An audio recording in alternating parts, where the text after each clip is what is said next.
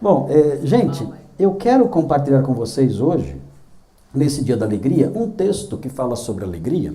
Vocês sabem que a carta aos Filipenses é uma carta que fala muito sobre alegria. Dizem que a palavra alegria aparece, de fato aparece várias vezes nessa carta.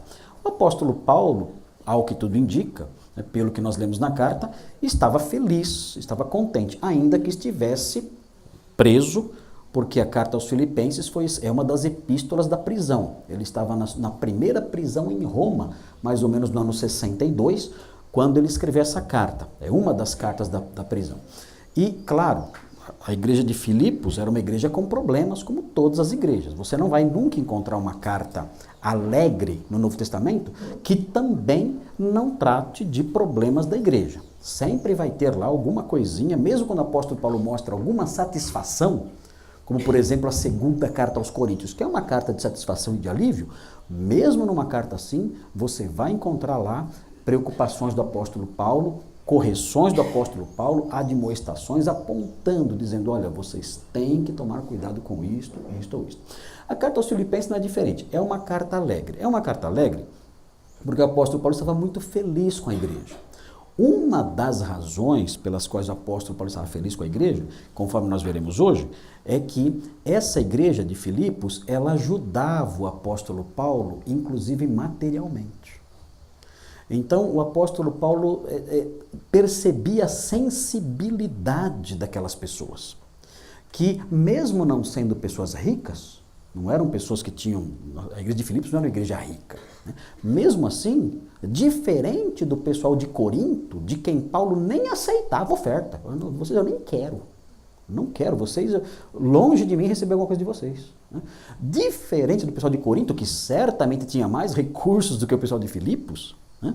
Ele recebia esses recursos e percebia que era algo feito com sinceridade, uma ajuda constante, uma ajuda necessária. E ele escreve, inclusive, agradecendo, falando que era uma das raras igrejas, uma das poucas igrejas, que se sensibilizava com a situação dele, de prisioneiro. E sensibilizados com isso, então levantavam recursos e enviavam esses recursos para ele, para que ele pudesse sobreviver e para que ele pudesse dar continuidade ao seu trabalho. E o trabalho apostólico, claro, não era como o apóstolo de hoje que tem jatinho. Né? O apóstolo de verdade passava necessidade muitas vezes, fome, frio, nudez, privações horríveis. Era assim o trabalho apostólico muitas vezes. O apóstolo Paulo então sabia que a igreja de Filipos era uma igreja especial no coração dele, porque aqueles irmãos se sensibilizavam com isso, eles sabiam que era difícil.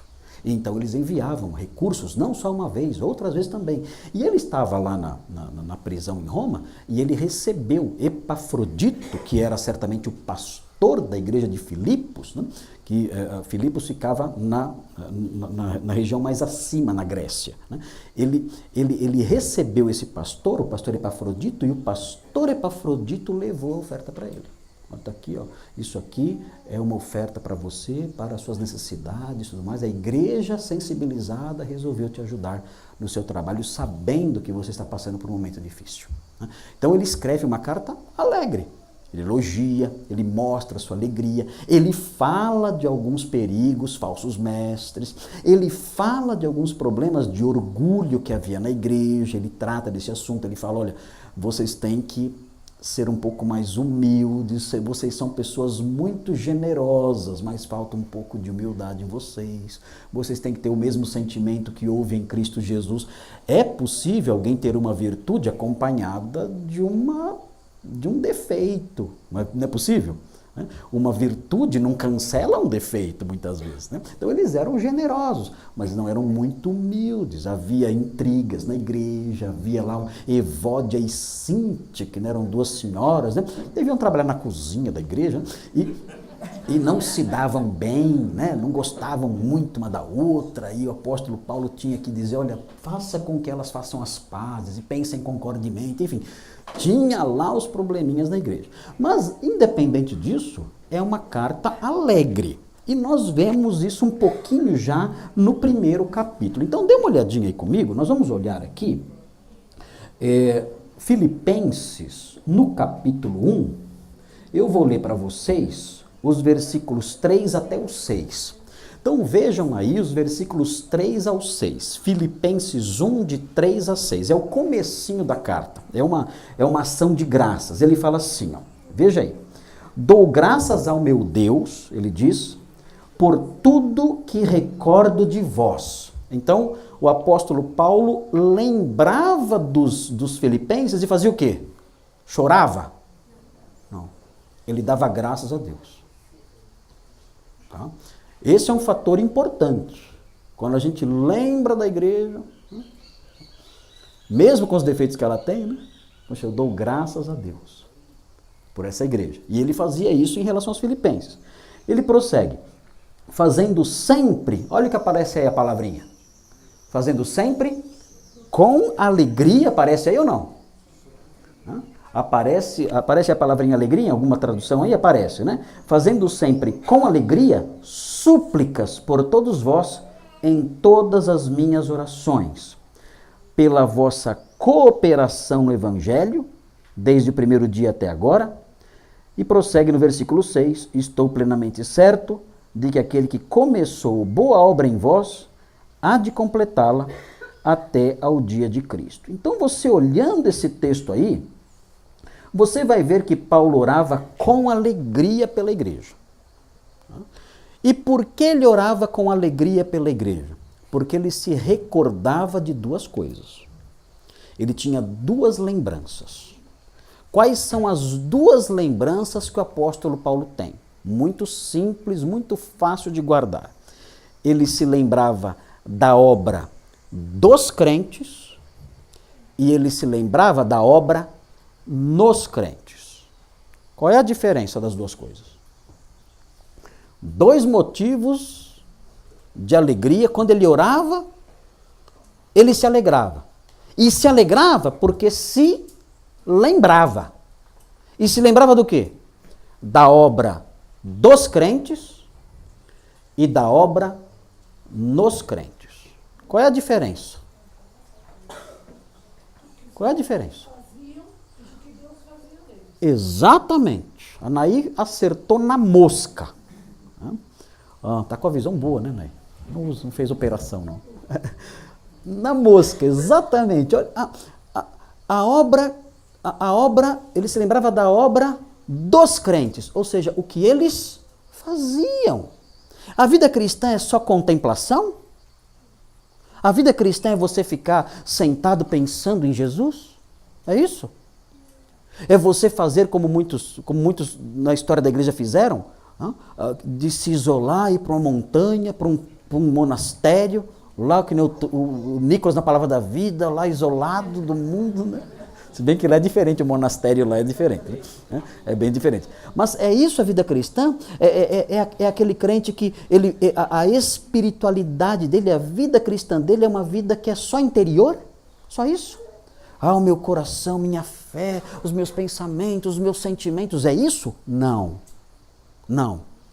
A vida cristã que produz alegria na mente do apóstolo, na mente do servo de Cristo, na mente daquele homem que conhece a verdade e quer promover o reino, ele olha e fica alegre, é uma vida cristã que realiza coisas.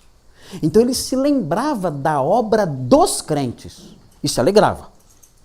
E ele também se lembrava da obra nos crentes, como a Anaí disse, a obra nos crentes é o que Deus fazia neles. O crente depende de uma obra de Deus nele ou não? Gente, tudo na vida cristã, cada elemento da vida cristã depende da ação de Deus. Nós éramos o quê? Cegos, mortos. Nosso coração vivia em trevas. A Bíblia fala, o Deus que disse das trevas resplandeça a luz, Ele próprio resplandeceu no nosso coração. Nós éramos cegos. E Ele brilhou e passamos a ver. Ontem estava lembrando com a Isabela daquela música que nós gravamos e colocamos nas redes sociais, aquela música que fala da conversão. Lembra do comecinho dela, como que era mesmo? Conheci um mundo mau, e com ele seus ardis. Me arrastei no lamaçal. Tudo isso porque eu quis. E aí prossegue a letra, aí chega no refrão e fala assim, mas Jesus Cristo veio e me achou. Essa frase, eu acho, a Isabela discorda, ela prefere outra frase. A Simone eu não sei qual é a frase que ela prefere, né? A Helena, não sei que frase você prefere também, não perguntei, né? Você sabe qual música que é, né? A Sofia também não perguntei, mas a Isabela prefere outra frase. Ela gosta da frase que fala, conheci um mundo mau. Ela gosta dessa frase aí. Eu acho a frase mais bonita, quando a frase que fala assim, mas Jesus Cristo veio e me achou assim tão sujo. É tão lindo isso. Bom, é lindo não eu estar sujo, né? Mas é lindo ele me achar. Ali, né? Ali. Me dá ideia do quê? O que vem na nossa mente? Ele me achou assim tão... Como assim me achou? Não parece que eu sou uma coisa? Mas é isso mesmo, uma coisa. Jogada lá, na sarjeta. Jesus veio e me achou. Assim. Tão sujo. Jogado ali. Abandonado lá, na sarjeta. E ele realizou uma obra em mim. Então o apóstolo Paulo lembrava disso. Da obra de Deus nos crentes. E se alegrava. Bom, eu fiz uma varredurinha na carta aos Filipenses, procurando os indícios das obras dos crentes e das obras nos crentes. Só que aí eu ia ter que falar sobre Filipenses inteiro. E aí nós teríamos aqui o mês da alegria. Vocês me conhecem e sabem o que ia acontecer, né? Nós teríamos então o mês da alegria, né? Não teria jeito. Então não dá. Eu falei, não, nossa, o que eu vou fazer? Não tem jeito, né? Eu vou perder até a cirurgia se eu fizer isso. Então, não dá. Então, eu quero mostrar para vocês obras de Deus, as obras dos crentes e as obras nos crentes no capítulo 1. E eu quero que vocês me ajudem a achar. Bom, primeiro, olhando o texto, onde vocês veem as obras dos crentes, que Paulo lembrou e deixou ele alegre. Em que versículo, nós lemos os versículos 3 ao 6, em que versículo está escrito, está falando sobre a obra dos crentes? Qual? 5! Os 5, exatamente. Vocês estão muito bons hoje, né? Estão indo em cima da resposta. O que diz o versículo 5? Pode ler, leiam, pode ler. Pela vossa cooperação em quê? A favor. Quando Paulo falou isso, ele estava pensando em quê? Olha, vocês cooperam com o Evangelho. É a obra dos crentes. Eu me alegro quando vejo isso. Eu olho para vocês e eu fico feliz porque vocês trabalham. É a obra dos crentes. Eu fico feliz quando olho para vocês. Aí vejam, se você olhar o versículo 7, você vai ver como eles trabalhavam. Veja o versículo 7, dá uma olhadinha aí. Pode ler bem alto. Quem vai ler? Lê bem alto. Ninguém quer ler? É justo que eu me sinta assim a respeito de todos vós estáis em meu coração, já que todos sois participantes comigo da graça, tanto nas minhas prisões quanto na defesa e na confirmação do Evangelho. O que essa igreja fazia? Paulo fala assim, vocês estão comigo. Onde eles estavam com Paulo? Em que momentos? Nas prisões e na defesa do Evangelho. Paulo fala assim, olha, eu não estou sozinho. Eu vejo a obra dos crentes. Vocês trabalham comigo. Eu não sou um apóstolo solitário. Não, eu sei que vocês estão comigo, vocês me dão amparo, vocês me dão apoio, vocês defendem o Evangelho juntos comigo, vocês são cooperadores. Eu estou preso, vocês estão presos comigo, meu coração se aperta na prisão, eu sei que meu coração não se aperta sozinho, o coração de vocês se aperta também comigo. Vocês são cooperadores, vocês estão do meu lado, vocês são meus colegas nessa obra, nesse trabalho. E ele diz, e se você olhar aí, saindo um pouquinho, dá uma olhadinha no capítulo 4 e veja a forma prática como ele vê isso aí. Olha o 4:10. Quem vai ler? 4:10. Lê bem alto aí, pastor Marcos Samuel, que aí o Manuel já filma você. Filipenses 4:10. 4:10. Isso também Filipenses, Marcão. Vai lá. 4:10, vai lá. Como eu me alegro no Senhor por vocês terem voltado a se preocupar comigo. Olha lá. Sei que sempre se preocuparam comigo, mas não tinham oportunidade de me ajudar. Ok, eles estavam preocupados com o apóstolo Paulo. Agora, Marcos, leia o versículo 14, 15 e 16. Como é que eles se preocuparam? Veja aí. Mesmo Olha lá. assim, vocês fizeram bem em me ajudar na dificuldade. O que eles fizeram? Bem. Fizeram bem fazendo o quê? Ajudando na dificuldade. Continua, Marcos. Como vocês sabem, Filipenses, vocês foram os únicos que me ajudaram financeiramente. Quando lhes anunciei as boas novas pela primeira vez e depois segui viagem saindo da Macedônia, nenhuma outra igreja o fez. Olha, nem a redenção ajudou. Nada. Só vocês me ajudaram. Vocês estão comigo, vocês são meus companheiros de trabalho. E eu, então, vendo isso, eu lembro de vocês, eu oro, mas eu oro com alegria. A minha oração é alegre. É a oração do dia da alegria. Quando eu oro por vocês, eu me alegro, porque eu me lembro disso. Vocês estão comigo do meu lado. Pergunta para vocês agora. Pergunta para vocês. Agora, do ponto de vista individual. Você causaria alegria num ministro de Cristo por ser alguém que está com ele? Aqui Paulo fala de ajuda financeira, né? No nosso caso, acho que não é o caso nosso, né? Mas o apóstolo Paulo se lembraria de você com alegria como alguém que é seu companheiro nas lutas, na defesa e no trabalho?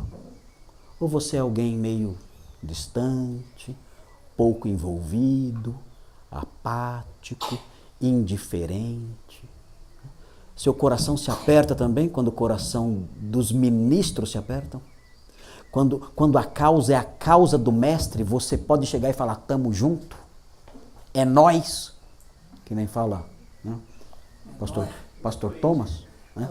Pessoal, é nós. é nós, que nem fala o pessoal do Corinthians, né? Você pode falar isso? Como é que é? A briga é essa?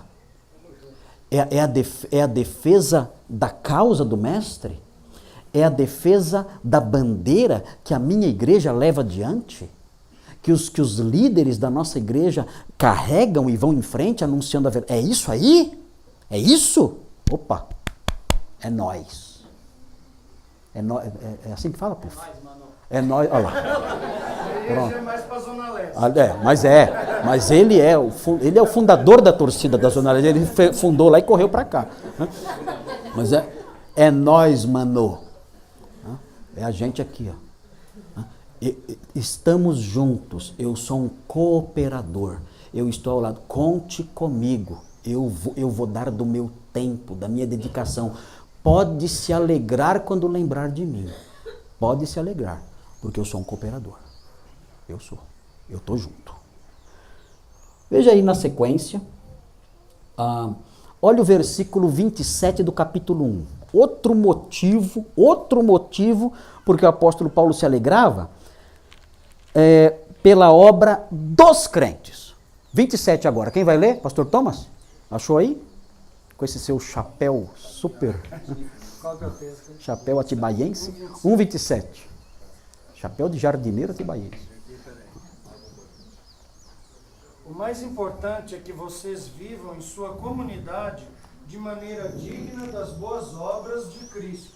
Então, quando eu for vê-los novamente, ou mesmo quando ouvir a seu respeito, saberei que estão firmes e unidos em um só espírito, em um só propósito, lutando juntos pela fé que é proclamada nas boas novas. Olha aí, lutando juntos pela fé proclamada nas boas obras. A fé evangélica.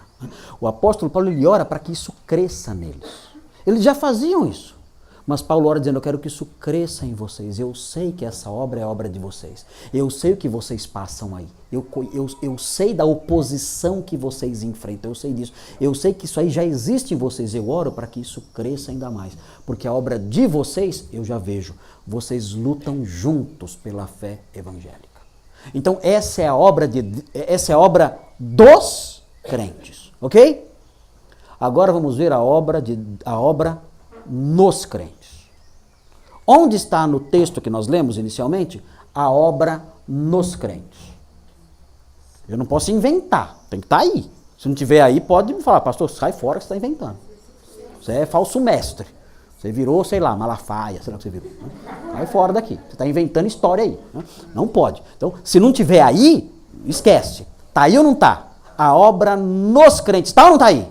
Em que versículo? 6. Então, qual é o versículo? Quem vai ler o versículo 6 agora? Quem vai ler? Nicolas, tem aí? Não tem Bíblia. Você sabe tudo de cor, né? Está tudo na cabeça. Tudo na cabeça. Leia aí, meu amigo. Olha lá. A primeira aula do seminário é essa. Não leve a Bíblia em lugar nenhum. Essa é a primeira aula. Só não, decore tudo, decore tudo. Você decorou até só romano, só, até agora. Falta esse livro ainda. Nicolas, lê então aí, versículo 6. Olha só, a obra nos crentes, vai lá. E estou certo disto, aquele que começou a boa obra em vós, irá aperfeiçoá-la até o dia de Cristo Jesus. Quem é aquele? Quem é aquele que começou uma obra em vós? Quem é? Como assim? Quando ele começou a boa obra em vós? Quando ele começou? Quando? Quando creu. Jesus Cristo veio e me achou. Assim tão sujo. E aí ele me salvou. Então como começou a obra dele em mim? Me salvando. Assim foi uma obra boa ou não? Por que ele chama de boa obra? Gente, o que seria de nós se ele não fizesse uma boa obra em nós? Eu falo na classe Novos Membros, eu tenho medo de pensar o que eu seria se eu não fosse crente. Se eu não fosse crente, esse negócio de lava-jato aí seria fichinha para mim, isso aí. Gente... O terror da Vila Ema. Não, ia ser o terror da Vila Ema. O Puff ia correr de mim. Eu não, tô fora, mano. Ele ia falar, tô fora, mano. Né? Ou tava junto. Né? Tava junto. Gente, era o gerente. Gente, pense em você. Pense em você se Jesus não tivesse te achado. Pense onde você estaria agora. Como seria o seu vocabulário? Como seria o seu casamento? Como seria o seu modo de vestir? Como seria o seu modo de pensar? Como seria a sua família? As pessoas que você influencia, como elas seriam? Como seriam seus hábitos, seus vícios? Gente, eu penso que o Senhor me salvou não só por misericórdia de mim, mas por misericórdia das pessoas ao meu redor. Porque eu acho que ia ser um bicho terrível. Sabe por quê? Eu falei na classe de Novos Membros, que eu penso assim, o meu jeito de pensar, minha cabeça é assim, minha cabeça é desse jeito. Eu tenho um problema. Né? Eu tenho um problema sério. O meu problema, sabe qual é o meu problema? Eu preciso de um fundamento teórico para fazer as coisas. Eu não consigo entender uma prática sem fundamento teórico. Então, alguém diz assim para mim, você tem que respeitar as pessoas. Primeira pergunta que... É óbvio, né? Primeira pergunta que me vem à cabeça é, por quê? Por quê? Porque é bom. Bom para quem? Para mim ou para elas? Deus? Deus? Eu não sou crente. Não creio em Deus. Peraí. Não pode roubar. Por quê? Porque é ruim. Ruim para quem? Ruim para quem é roubado. Para quem rouba é bom. Quem falou que é ruim? Quem falou? Nossos pais. E daí? Quem deu autoridade para os nossos pais inventar uma norma? Qual é o fundamento autoritário dessa norma? O fundamento extramental. É bom para a sociedade. Você ficou louco? Eu estou lá ligando para a sociedade? Eu estou pensando no meu lado. A sociedade pensa em mim? Eu estou pensando no meu lado. Gente, sei lá, por que tem que ser fiel à esposa? Porque... Por quê? Porque eu não posso ter 3 mulheres. Sai caro. Não, tudo bem. Vê aí um esquema mais barato aí, sei lá. Usa cartão de crédito, sei lá. Não sei. Qual o problema? Não pode. Por que não pode? Quem falou que é errado? Tem sociedades aí que são polígamas. Por que é errado? Eu não posso ter 3 mulheres. Por que eu não posso roubar? Por que eu não posso botar um revólver na boca de alguém e falar, eu quero que é seu? Por que eu não posso fazer isso? Qual é o fundamento teórico disso? Fala para mim. É a lei. Que lei? Quem inventou essa lei? Congresso? Piada para mim, né? Isso é piada. Bandido fazendo... Gente, se eu não tiver um fundamento acima da criação, uma autoridade... Ó, Marcos, você não pode roubar porque há um Deus nos céus. Ele é o Criador e Ele ordena que você viva para Ele. Opa. Aí eu tenho um fundamento. Opa. Ah, é? Deus falou? Falou. Opa. Então eu não vou roubar. Deus. Então eu tenho um fundamento. Então por isso, a única coisa que me separa da prisão, irmãos, é a minha fé cristã. Isso eu te garanto. A única coisa que me separa da delinquência, da criminalidade, de tudo quanto é tipo de lixo, é a fé cristã. Porque não há lógica na ética sem um Deus no céu. Se não há um Deus no céu, não existe lógica na ética. Não existe. Então, Jesus veio e Ele realizou a boa obra em mim, primeiro me salvando. Ele me salvou. E na sequência Ele fez o quê? Essa boa obra fez o quê? Na sequência. O que Ele faz agora? O texto fala que Ele vai aperfeiçoar, Ele vai completar essa obra. É a obra de Deus em nós. Vamos olhar aí no versículo, no nosso trechinho que está aí, vamos olhar aí um pouquinho dessa obra de Deus em nós. Veja aí os versículos 9, 10 e 11. Quem vai ler para você entender um pouquinho a obra de Deus em nós como é. Porque você fala assim, ele realizou boa obra em nós, a conversão, vai completá-la. Como é que Ele faz isso? O que é completar? Então os versículos 9, 10 e 11 vão ajudar a gente a entender isso. Vamos ver como que é o completar. Aí nós vamos entender por que nós, os crentes, nos afastamos do mal. Nós, os crentes, rompemos com esse sistema sujo que é aí fora. Não é porque existe uma lei no Código Penal ou no Código Civil, não é só por causa disso, ainda que a gente obedeça a isso, porque a Bíblia fala para obedecer às autoridades. Mas existe algo mais além disso, há uma obra sendo feita em nós. E essa obra espiritual sendo feita em nós, ela faz com que nos afastemos dessas coisas, mesmo que não houvesse uma lei civil ou uma lei penal condenando essas coisas. Veja aí os versículos 1, 9, 10 e 11, no capítulo 1, 9, 10 e 11. Eu já termino já. Quem vai ler? Irmão Nilson aqui, pode ler bem alto. E isto peço em oração, que o vosso amor aumente mais e mais no pleno conhecimento e em todo discernimento.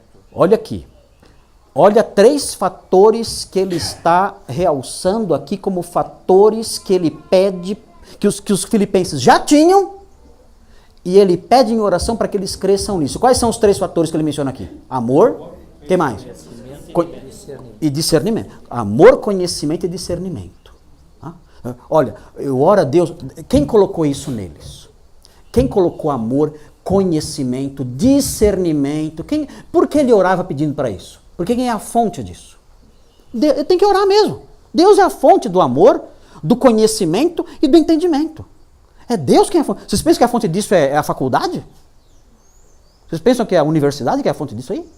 Que é a fonte do conhecimento, do discernimento? Vai lá na faculdade você ver o discernimento que existe lá. Vai lá. A fonte do amor, do conhecimento e do discernimento é Deus. Aí ele fala assim, ó, eu oro para que vocês cresçam nessas coisas. Para quê? Continue. Para que aproveis as coisas excelentes. Olha só. A fim de que sejais sinceros e sem ofensa até o dia de Cristo. Olha só. Olha só por que ele ora pedindo para que haja amor, entendimento e discernimento. Para quê? Para que vocês possam aprovar o quê? Aprovar as coisas excelentes. O mundo aprova coisas excelentes ou o mundo aprova coisas absurdas? O que vocês acham? O mundo vê um homem nu deitado no chão. Fala, nossa, que arte maravilhosa. Você fala, peraí, eu perdi alguma coisa. Eu estou no hospício? O que é isso? Isso aí é... Peraí, se eu tirar minha roupa e deitar aqui, isso é arte? Eu sou um artista? Eu virei um Da Vinci? Eu virei um Michelangelo? Né? Não. Gente, vocês enlouqueceram. Vocês perderam o juízo. O mundo aprova essa lixarada toda e ficam bravos com quem desaprova. A Bíblia fala que Deus nos deu amor, conhecimento e discernimento. E por causa disso, essa é a boa obra em nós. Por causa disso, nós temos discernimento para aprovar as coisas excelentes. Nós olhamos e dizemos, não, isso não é possível. De onde vem esse discernimento? É a boa obra em nós. Qual é a sequência do texto? Cheios do fruto de justiça que vem por meio de Jesus Cristo para a glória e louvor de Deus. Olha a sequência. O que eu recebi? Eu recebi amor, conhecimento e discernimento. E o que eu fiz então? Eu consegui aprovar as coisas excelentes. Qual é o resultado final? Eu comecei a produzir o quê? Frutos de? O que é fruto de justiça? Frutos justos. Olha onde começou. Onde começou isso? Por que estou produzindo frutos de justiça? Porque eu aprovo as coisas excelentes. Por que eu aprovo as coisas excelentes? Porque eu recebi de Deus amor, conhecimento e discernimento. Ele começou uma obra em nós. E continua realizando essa obra. E eu vou produzir frutos de justiça mais e mais. Porque estou aprovando mais e mais coisas excelentes. E estou aprovando mais e mais coisas excelentes porque estou crescendo em amor, conhecimento e discernimento. E estou crescendo nisso porque Ele está realizando a sua obra em mim. Paulo olhava para os filipenses, via isso, se lembrava disso e se alegrava. E aí vem a pergunta, de novo. Será que o apóstolo Paulo, olhando para nós, se estivesse vivo hoje, né?